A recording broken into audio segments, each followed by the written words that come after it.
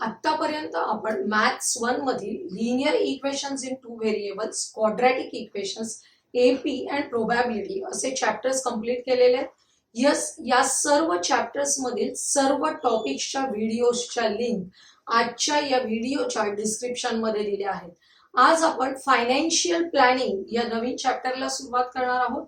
या financial planning chapter मध्ये आपल्याला काही वेगवेगळे पार्ट्स आहेत. पहिल्या पार्ट मध्ये आपण जीएसटी चा अभ्यास करणार आहोत.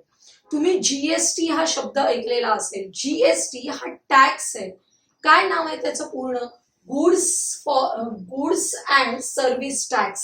काय नाव आहे? गुड्स अँड सर्व्हिस टॅक्स, वस्तू आणि सेवा कर असं नाव आहे.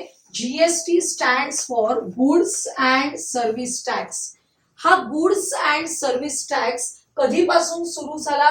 तर हा जो टॅक्स आहे तो आपण 1 जुलै 2017 पासून लागू झालेला आहे. 1 जुलै 2017 पासून आपल्या भारतामध्ये लागू केला. त्या अगोदर आपल्याकडे वेगवेगळ्या टाईपचे टॅक्सेस वेगवेगळ्या ठिकाणी घेतले जात होते. आणि काय व्हायचं बघा, कोणकोणते टॅक्सेस आहेत? Excise duty, custom duty, VAT, entertainment tax, central sales tax, service tax, octroi etcetera. हे एवढ्या प्रकारचे टॅक्सेस किंवा यापेक्षा जास्त टॅक्सेस आपल्यावर वेगवेगळ्या निमित्ताने वेगवेगळ्या ठिकाणी घेतले जायचे, आकारले जायचे. आता काय झालेलं आहे, या सगळ्या टॅक्सेसना इन्कॉर्पोरेट करणारा असं एकच टॅक्स आपण सुरू केलेला आहे आणि ज्याचं नाव आहे जीएसटी, म्हणजेच गुड्स अँड सर्व्हिस टॅक्स, वस्तू आणि सेवा कर. लक्षात येते? हा टॅक्स आपण सुरू केलेला आहे तुम्हाला सांगितल्याप्रमाणे 1 जुलै 2017 पासून. तो टॅक्स सुरू झाल्यापासून हे जे बाकीचे टॅक्सेस आहेत ते आता घेतले जात नाहीत, हे लक्षात घ्या. हा जो टॅक्स आहे जीएसटी तो 2 भागांमध्ये डिव्हाइड केला जातो. जीएसटी 2 भागांमध्ये डिव्हाइड केला जातो. कोणते 2 भाग आहेत बघा याचे? एक CGST and SGST. CGST and SGST आपल्याकडून घेताना तो एकत्रित घेतलेला आहे जीएसटी म्हणून. तो 2 पार्ट्स मध्ये विभागला जातो. पहिला आहे सीजीएसटी, ज्याचा अर्थ आहे central goods and service tax. हा जो टॅक्स आहे तो सेंट्रल गव्हर्नमेंटला पे केला जातो. आणि दुसरा टॅक्स आहे SGST, state goods and service tax. हा पेड केला जातो स्टेट गव्हर्नमेंटला. लक्षात घ्या, आपल्याकडे काही कामं ही सेंट्रल गव्हर्नमेंट तर्फे केली जातात. उदाहरणार्थ रेल्वेच्या संबंधित काहीही सेवा सुविधा आपल्याला द्यायची असेल तर ते सेंट्रल गव्हर्नमेंट आपल्याला देत आहे. त्यामुळे त्या सेवा सुविधांच्या नूतनीकरणासाठी आपल्याला जास्तीत जास्त चांगली सेवा देण्यासाठी लागणारा जो पैसा आहे तो केंद्र सरकारला, सेंट्रल गव्हर्नमेंटला कशामधून मिळणार आहे? सीजीएसटी मधून मिळणार आहे. तेच जी कामं आपल्या स्टेट गव्हर्नमेंट तर्फे केली जातात. आपण महाराष्ट्र स्टेटमध्ये राहतोय तर महाराष्ट्र स्टेट गव्हर्नमेंट तर्फे केली जाणारी जी कामं आहेत वेगवेगळ्या प्रकारची आपल्याला सोयी सुविधा देण्यासाठी असलेली जी कामं आहेत ती कामं या state goods and service tax म्हणजेच एसजीएसटी मधून केली जातात. आणि त्याच्यासाठीच तो या स्टेट गव्हर्नमेंटला दिला जातो. म्हणजेच आपण पेड करतो टॅक्स जो जीएसटी नावाने, तो 2 ठिकाणी जातोय. एक जातो पार्ट सेंट्रल गव्हर्नमेंटला आणि दुसरा पार्ट जातो स्टेट गव्हर्नमेंटला. तुम्ही जर टॅक्स इनव्हॉइस कधी बघितलं असेल, आपण एखाद्या हॉटेलमध्ये गेलोय किंवा एखाद्या मोठ्या शॉपमध्ये खरेदीसाठी गेलोय, अशा ठिकाणी तुम्हाला बिल दिलं जातं. हे अशा प्रकारचं बिल असतं बघा, तुमच्या पुस्तकामध्ये पण दाखवलेलं आहे. या बिलालाच आपण टॅक्स इनव्हॉइस असं म्हणतो. या बिलावर तुम्हाला जीएसटीचे 2 पार्ट्स करून सुद्धा दिलेले असतात.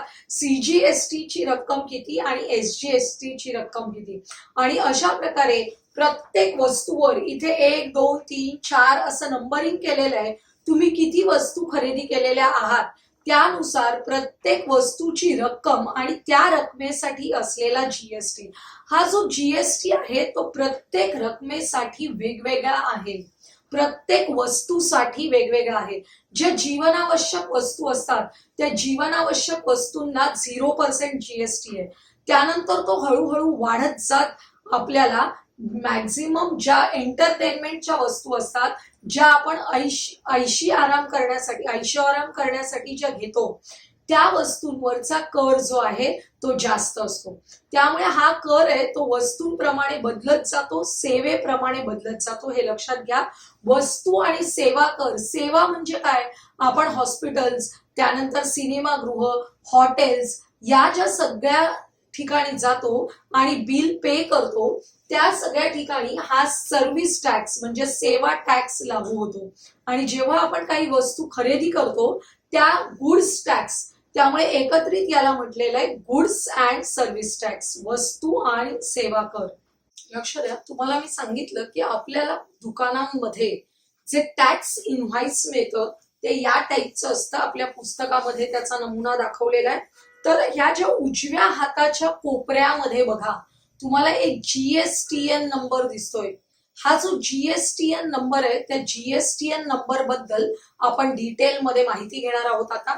हा जो GSTN नंबर आहे तो डीलर्स आयडेंटिफिकेशन नंबर आहे. जो डीलर आहे, जो विक्रेता आहे, त्याचा तो आयडेंटिफिकेशन नंबर आहे. GSTN is mandatory for the dealers whose annual turnover in the previous financial year is exceeded ₹20 lakh. याचा अर्थ काय की GSTN नंबर काढणं कोणाला बंधनकारक आहे?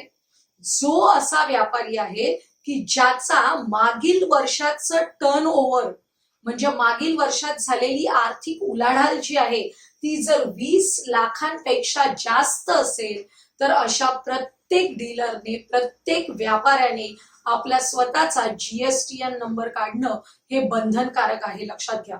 आपल्या बिल्डिंगमध्ये एखादी छोटीशी टपरी असेल, एखादं लहानसं दुकान असेल, तर त्या दुकानामध्ये तुम्हाला बिल दिलं जात नाही, त्याच्यावर GST आकारला जात नाही. आपण त्या वस्तू ज्या घेऊन येतो त्या दुकानातून, का? कारण तो जो व्यापारी आहे तो छोट्या स्केलवरचा व्यापारी आहे, ज्याचं टर्नओव्हर हे 20 लाखापेक्षा कमी आहे.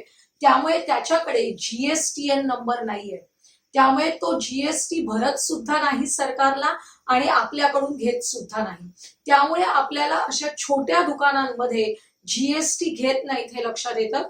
पण तेच जर आपण अशा काही दुकानांमध्ये गेलो की ज्यांचा टर्नओव्हर हा मागील वर्षाचा 20 लाखांपेक्षा जास्त आहे, अशा सर्वांकडे हा GSTN नंबर असतो आणि हे सर्व व्यापारी आपल्याला टॅक्स इनव्हॉइस कंपल्सरी देतात, ज्याच्यामध्ये आपण अगदी छोटीशी वस्तू घेतली असेल तरी त्या वस्तूवर लागणारा जो GST आहे तो आपल्याकडून आकारला जातो आणि तो तिथे तसा टॅक्स इनव्हॉइस मध्ये दाखवला जातो.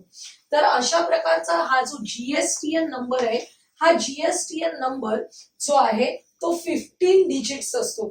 फक्त डिजिट्स नाही आहेत त्याच्यामध्ये, अल्फा न्यूमरिक असं म्हटलेलं आहे. 15 अल्फा न्यूमरिक, कारण याच्यामध्ये काही अल्फाबेट्स आहेत आणि काही न्यूमरिकल्स आहेत, म्हणून म्हणतोय आपण की ते 15 अल्फा न्यूमरिक्स आहे. हे जे 15 आहेत त्याच्यामध्ये नेमकं काय काय आहे? सगळ्यात महत्वाचं, it includes 10 digit pan of the dealer. जो डीलर आहे त्याचं पॅन कार्ड असतं, तुम्हाला माहिती आहे. आपण जे इन्कम टॅक्स वगैरे भरण्यासाठी जो पॅन कार्ड लागतं आपल्याला, बँकेत अकाउंट उघडण्यासाठी, बँकेमध्ये 50,000पेक्षा जास्त रक्कम आपल्याला काढायची असेल तरी सुद्धा हे पॅन कार्ड असल्याशिवाय कोणतंच काम आपण करू शकत नाही. तर हे पॅन कार्ड प्रत्येकाकडे असणं गरजेचं आहे. तर या पॅन कार्डचे जे 10 डिजिट्स आहेत ते या GSTN नंबर मध्ये इन्क्लूड असतात. आणि या व्यतिरिक्त उरलेलं काय आहे बघा, हा एक मोठा 15 अल्फा न्यूमरिक असलेला GSTN नंबर दाखवलेला आहे. एक सॅम्पल आहे, हे सोपं असं सॅम्पल दाखवलेलं आहे, ज्याच्यामध्ये पहिले 2 डिजिट्स आहेत. These 2 digits for state code. हे जे 2 डिजिट्स आहेत ते कशासाठी असतात? For state code. आता इथे 27 लिहिलेलं आहे कारण हा महाराष्ट्राचा स्टेट कोड आहे. आपण महाराष्ट्रात राहतो, महाराष्ट्राचा स्टेट कोड आहे 27.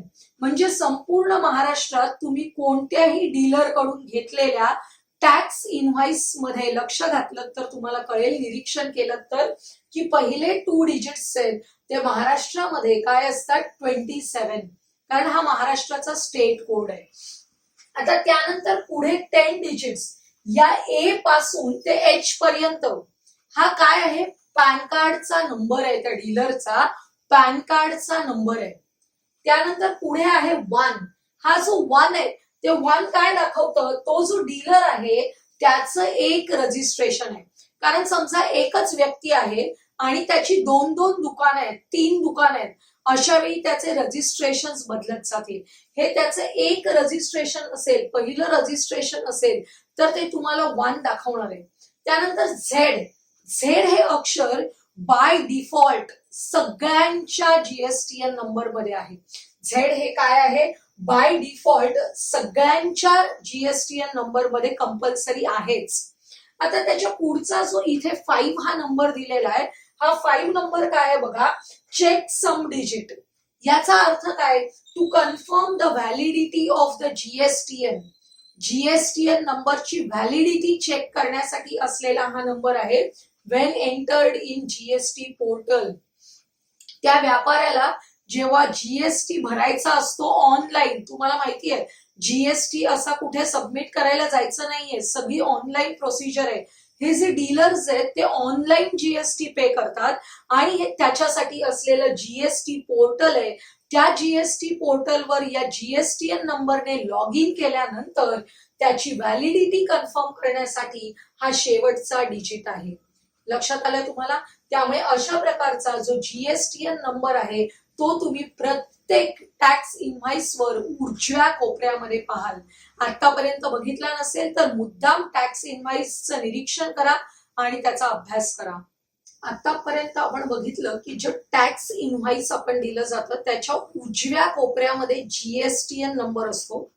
त्याशिवाय आणखी काय काय असतं टॅक्स इनव्हॉइस मध्ये, त्या डीलरचं नाव आहे, ऍड्रेस आहे, डेट आहे आणि आणखी काही गोष्टी असतात. समजा आपण चॉकलेट घेतलेत, पेढे घेतलेत, नोटबुक घेतले, या ज्या वस्तू आपण घेतो त्यांच्यासाठी HSN कोड लिहिलेला असतो. काय असतो, HSN कोडचा एक कॉलम असतो आपल्या टॅक्स इनव्हॉइस मध्ये. तर HSN कोड म्हणजे काय, harmonized system of nomenclature. Harmonize system of nomenclature. Nomenclature म्हणजे नामकरण करण्याची एक पद्धत आहे ती. बघा, all goods are classified by giving HSN code. प्रत्येक वस्तू जी आपण खरेदी करतो त्या एका वेगवेगळ्या कॅटेगरीमध्ये क्लासिफाय केलेल्या आहेत आणि त्यानुसार त्यांना HSN कोड दिलेले आहेत. लक्षात येते? आता काही ठराविक वस्तूंना वेगवेगळे कोड ठरवून दिलेत. आपल्या टॅक्स इनव्हॉइस मध्ये असे वेगवेगळे कोड लिहिलेले असतात. फॉर एक्झाम्पल चॉकलेट साठीचा हा कोड लिहिलेला आहे आपल्या पुस्तकात दिलेल्या एका टॅक्स इनव्हॉइस मध्ये. आपल्याला हे अशा प्रकारचे कोड परीक्षेसाठी लक्षात ठेवायचे नाहीयेत. पेपरमध्ये जर तुम्हाला एखादं टॅक्स इनव्हॉइस तयार करण्यासाठी आलं तर तुम्हाला हे कोड दिलेले असतात. तुम्हाला फक्त त्यानुसार टॅक्स इनव्हॉइस तयार करायचंय. त्यामुळे कोणत्याही वस्तूंचे कोड तुम्ही पाठ करू नका, हे लक्षात घ्या. आता सॅक, तुम्हाला ज्याप्रमाणे सांगितलं की हॉस्पिटल्स, सिनेमागृह, हॉटेल्स या ज्या गोष्टी आहेत त्या सेवा देणारी ठिकाणं आहेत. अशा ठिकाणी जेव्हा आपण सेवा घेतो, हॉटेलमध्ये एखादी डिश मागवतो, त्याचा जो कोड असतो तो सॅक म्हणजे सर्व्हिस अकाउंटिंग कोड. सॅक म्हणजेच काय आहे, सर्व्हिस अकाउंटिंग कोड. म्हणजे सेवा देणाऱ्या ठिकाणी जेव्हा आपण सेवा घेतोय त्या प्रत्येक सेवेसाठी असलेला एक कोड आहे, त्याला आपण म्हणणार आहोत SAC. The rate of the GST for goods and services are different, varying from 0% to 28%. हे आपण मगाशीच बघितलं. जीएसटीचा रेट आहे तो प्रत्येक वस्तूसाठी बदलतो. काही वस्तू या 0% मध्ये येतात ज्या जीवनावश्यक आहेत आणि जसजशा अशा वस्तू असतील की ज्या लक्झरीकडे जाणाऱ्या वस्तू असतील, लक्झरियस मोडकडे जाणाऱ्या वस्तू आहेत, त्या सगळ्या जे कर हळूहळू काय होतात, वाढत जातात. त्यांचे टप्पे कसे आहेत, काही 0% वर आहेत, 5%, 12%, 18% अँड लास्ट 28%.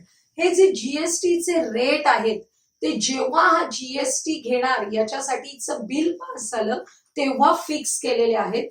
त्याच्यामध्ये चेंजेस होऊ शकतात, अलाउड आहेत चेंजेस, पण ते सरकारकडून बिल पास करून वगैरे केले जातात. सहज दुकानवाला त्याच्यामध्ये चेंज करू शकत नाहीये. इथे ऍट प्रेझेंट कोणत्या गोष्टी जीएसटी मध्ये इन्क्लूड नाहीयेत ते बघा. At present electricity, petrol, diesel etcetera are not included in GST.